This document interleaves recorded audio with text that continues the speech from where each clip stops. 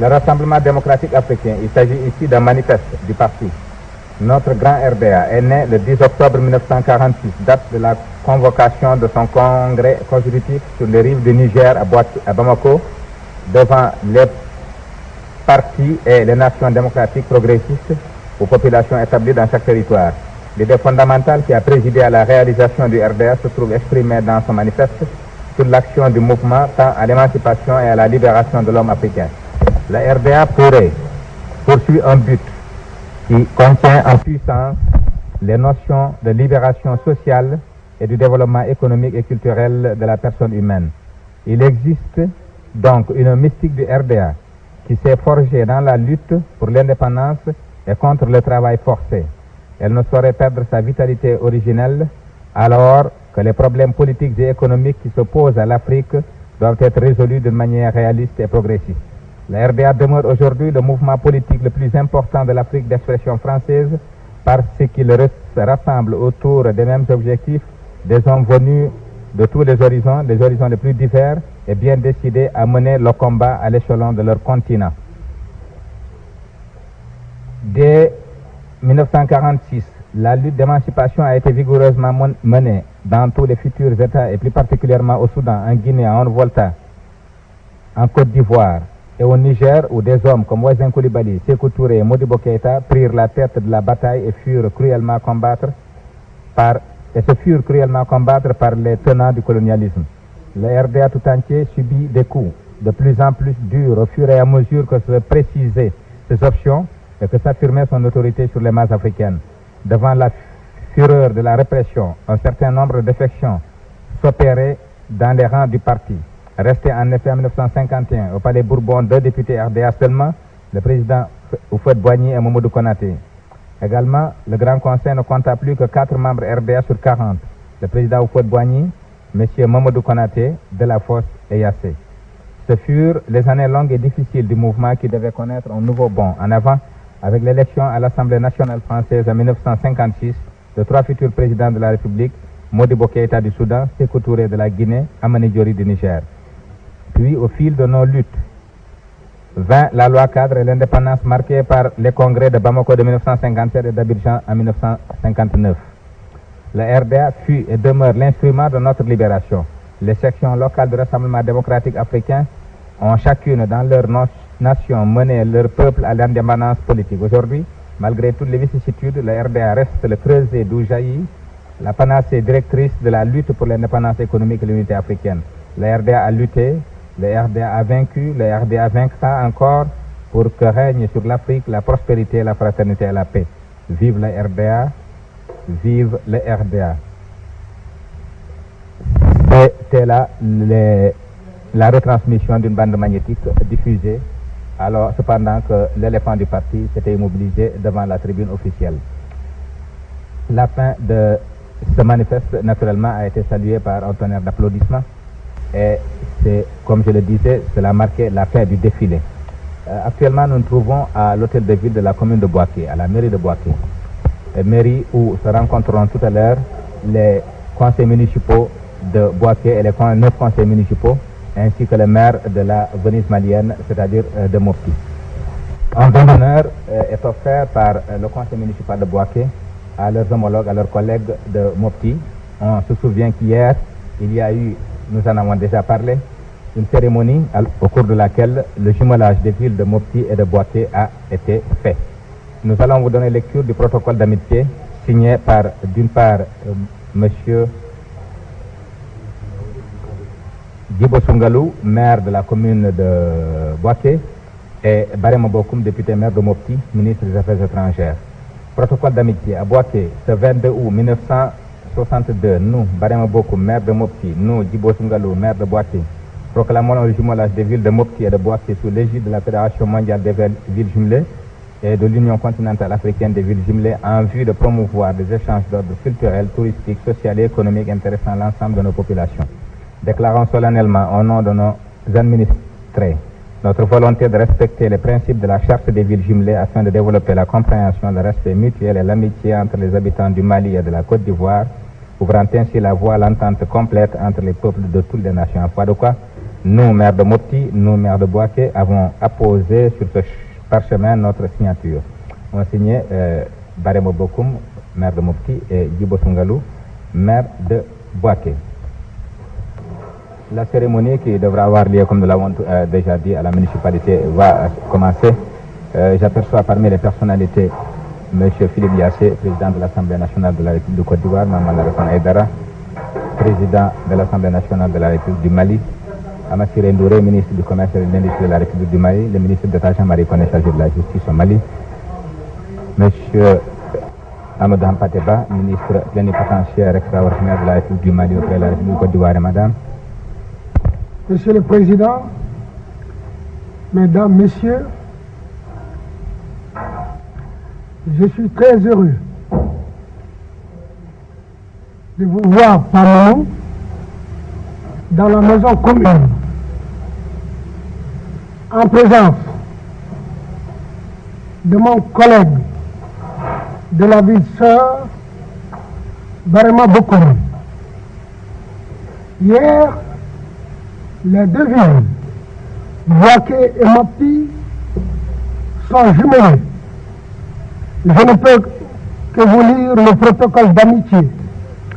À Bouaké, le 22 août 1962, nous, Barema Bokoum, maire de Mopti, nous, Djibo Sunkalo, maire de Bouaké, proclamons le jumelage des villes de Mopti et de Bouaké sous l'égide de la Fédération mondiale des villes jumelées et de l'Union continentale africaine des villes jumelées, en vue de promouvoir des échanges d'ordre culturel, touristique, social et économique intéressant l'ensemble de nos populations. Déclarons solennellement au nom de nos amitiés notre volonté de respecter les principes de la charte des villes jumelées afin de développer la compréhension, le respect mutuel et l'amitié entre les habitants du Mali et de la Côte d'Ivoire. Ouvrons ainsi la voie à l'entente complète entre le peuple de toutes les nations, en foi de quoi nous, maires de Mopti, nous, maires de Bouaké, avons apposé sur ce livre d'or notre signature. C'est en présence de nos conseillers municipaux, les conseillers municipaux de Mopti et de Bouaké, que nous signons ce livre d'or.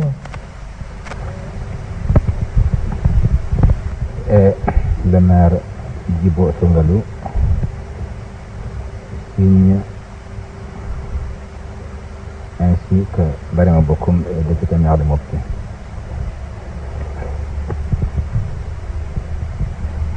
Monsieur le Président, Madame la Présidente, Mesdames, Messieurs, chers collègues,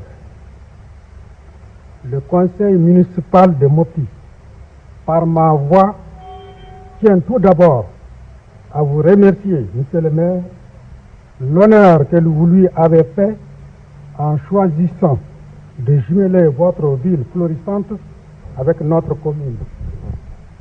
Aussi, c'est avec empressement que nous avons accueilli votre proposition. Par délibération numéro 7 du 6 août 1962, notre conseil municipal a adopté à l'unanimité le jumelage des villes de Mopti et de Bouaké et a donné mandat au maire de la commune, votre serviteur, pour appliquer cette décision. L'acte public que nous venons de signer ensemble, sous les acclamations des milliers de vos administrés, revêt aux yeux de notre conseil municipal une signification profonde. Cet acte est le témoignage de fidélité à nos populations unies par des liens séculaires de toute forme que vous avez éloquemment évoqués dans votre discours de bienvenue au président Modibo Keïta, lien que rien n'a pu entamer. 12 conseillers municipaux de la commune de Mopti ont tenu à marquer par leur présence toute l'importance que la municipalité de Mopti attache à cet événement. Je me joins à cette délégation pour vous remercier, Monsieur le maire, des soins particuliers dont elle est l'objet depuis son arrivée à Bouaké. Mon cher collègue, depuis 1946, au sein du Grand Rassemblement démocratique africain, le Parti démocratique de Côte d'Ivoire et l'Union soudanaise n'ont jamais cessé d'œuvrer pour l'unité africaine. Notre expérience politique nous enseigne qu'il n'y a rien de plus durable que l'unité à la base. C'est dans cet esprit que le président Houphouët-Boigny a visité le Mali en décembre dernier, et c'est également dans ce cadre que se suit la visite du président Modibo Keïta en Côte d'Ivoire en compagnie d'une forte délégation malienne. Et tous, dans leurs allocutions et dans leurs contacts, n'ont jamais cessé de recommander, d'encourager l'amitié entre nos peuples, la coopération entre nos États et la fraternité ivoiro-malienne. Nous sommes particulièrement heureux de répondre à ces appels pressants en signant en leur présence l'acte de jumelage de nos deux villes, donnant ainsi le signal de départ à l'édification et au renforcement des liens fraternels de nos deux États. Pour terminer, Monsieur le maire, au nom du conseil municipal de Mopti, j'adresse une invitation pressante à une forte délégation du conseil municipal de Bouaké, conduite par vous-même, pour visiter notre ville.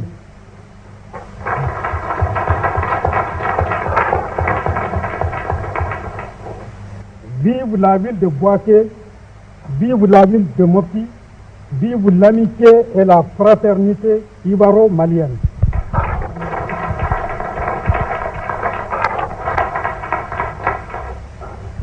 Assiste également à cette manifestation le ministre de l'Éducation de la République de Côte d'Ivoire et, comme nous l'ont dit tout à l'heure le maire, les membres du conseil municipal des municipalités.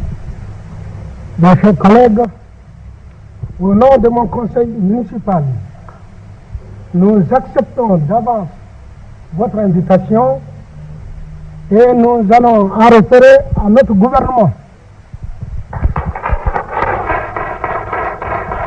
J'attends également la présence de la Sénarée, de L'acte de jumelage est signé par nous, maire de Mopti et maire de Bouaké.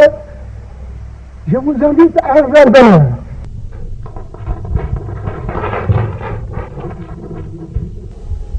Mesdames les présidentes, Excellences, Mesdames, Messieurs, par ma voix, la population des sous-préfectures d'Abosso, d'Adjaké et d'Ayamé est heureuse de vous souhaiter la bienvenue avec d'autant plus d'exaltation et de fierté que notre région, après quelques tribulations passagères, a balayé comme un lointain et vague souvenir, souvent séditieux, pour retrouver dans le concert d'unanimité qui caractérise la Côte d'Ivoire sa place de choix derrière le président Houphouët-Boigny et le PDCI.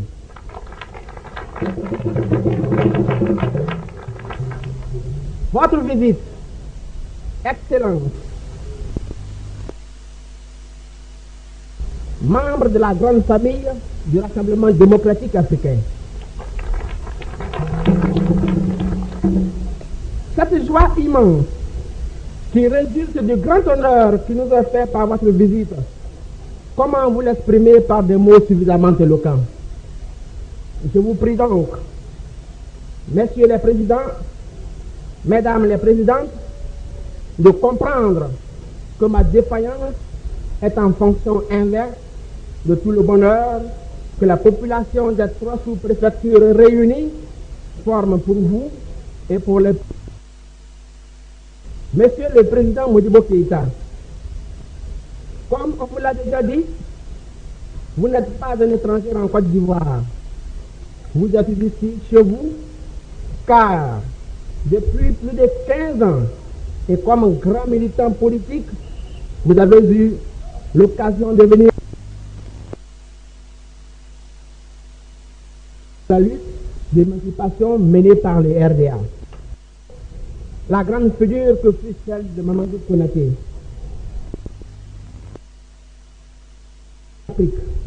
L'Afrique qui a souffert de tant d'humiliation. Sa haute sagesse, sa détermination calme mais résolue planait au-dessus de la mêlée comme une ombre tutélaire. Ancien compagnon de lutte, de l'illustre disparu et digne continuateur de son œuvre, vous avez eu, Monsieur le Président, restituer au peuple malien sa dignité d'homme. Je veux donc simplement, au nom des populations ici présentes, vous exprimer notre différente affection et notre désir ardent de voir se renforcer chaque jour davantage les liens fraternels qui unissent à jamais le Mali et la Côte d'Ivoire dans tous les domaines pour la prospérité de nos deux États frères. Monsieur le Président, la population de l'ancien cercle d'Abosso compte sur vous pour dire à nos frères et sœurs du Mali combien nous fondons d'espoir sur eux afin que nos deux pays, liés par l'histoire et la place prépondérante qu'il a été la leur pendant l'éveil politique de l'Afrique, continuent ensemble, la main dans la main, même si les voies suivies sont divergentes. Les plus durs des combats, l'édification économique d'une nation moderne, gage de son indépendance réelle. Madame Modibo Keïta, votre présence aux côtés de votre éminent époux et en compagnie de Madame Houphouët-Boigny est la meilleure preuve, s'il en fallait, que Maliens et Maliennes, Ivoiriens et Ivoiriennes sont unis par le cœur et la raison. Monsieur le Président de la République du Mali, la foule multicolore, bigarrée, bruyante qui vous accueille ici est à l'image de la Côte d'Ivoire tout entière, telle que l'a rêvé et réalisé son précieux chef, le président Houphouët-Boigny et le PDCI. Toutes les ethniques autochtones et non autochtones se côtoient, s'interpénètrent chaque jour davantage pour se fondre dans un même creuset, le creuset de la fraternité qui libère l'homme et l'épanouit. C'est cette image en raccourci qui symbolise la Côte d'Ivoire que nous avons l'honneur de vous offrir aussi naturellement que possible dans un enthousiasme débordant, mal contenu et dont le désordre n'est que la marque de sa spontanéité.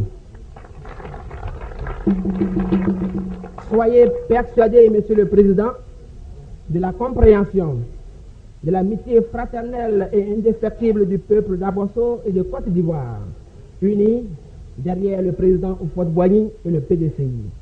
Vive le Mali, vive la Côte d'Ivoire, vive le Rassemblement démocratique africain.